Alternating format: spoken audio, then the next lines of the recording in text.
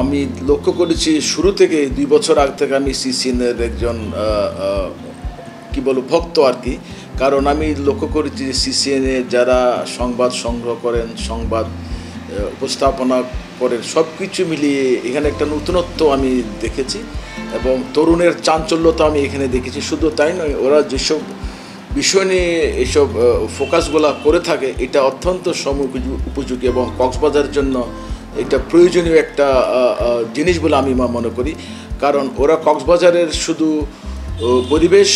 প্রতিবেশ এসব নিয়ে করে না, এরা কক্সবাজারের যে ঐতিহ্যগত যেসব স্থাপনা রয়েছে, বিভিন্ন নিদর্শন রয়েছে, ট্যুরিজম সেক্টর হতে পারে, এখানে আমাদের যে লোকাল রিসোর্স যেগুলো রয়েছে, লবণ এবং মৎস্য শিল্প, পর্যটন শিল্প, কৃষি, এইসব নিয়ে কিন্তু ওরা হাইলাইট করতে হয়। এটা আমরা চেয়েছিলাম।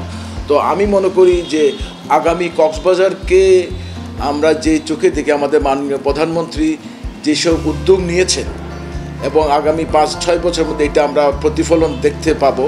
তো এটার জন্য কক্সবাজারবাসী কতটুক প্রস্তুত আছে এই বিষয়ে আমার মনে হয় একটা আপনাদের চ্যানেলের মাধ্যমে যদি বারংবার যদি মানুষকে সচেতন করা হয়, এটা ব্যবসায়ী হতে পারে, অন্যান্য পেশাজীবী হতে পারে, কারণ এটা যদি আমরা কোঅপ করতে না পারি হয়তো এটা আমাদের জন্য একটা বড় চ্যালেঞ্জ হয়ে যাবে এবং অন্যরা এই জায়গাটা দখল করে নেবে। সুতরাং আমি মনে করি কক্সবাজার একটা ইমার্জিং একটা সিটি। শুধু তাই নয়, আগামীতে যেসব মেগা প্রকল্পগুলো হচ্ছে এগুলো যদি ভাইব্রেন্ট হয় তাহলে এটা সাউথ ইস্ট এশিয়ার ইকোনমিক হাব হবে। সুতরাং এই জিনিসগুলা আপনারা যদি হাইলাইট করেন আমি মনে করি যে কক্সবাজারবাসী উপকৃত হবে এবং জাতীয় উপকৃত হবে।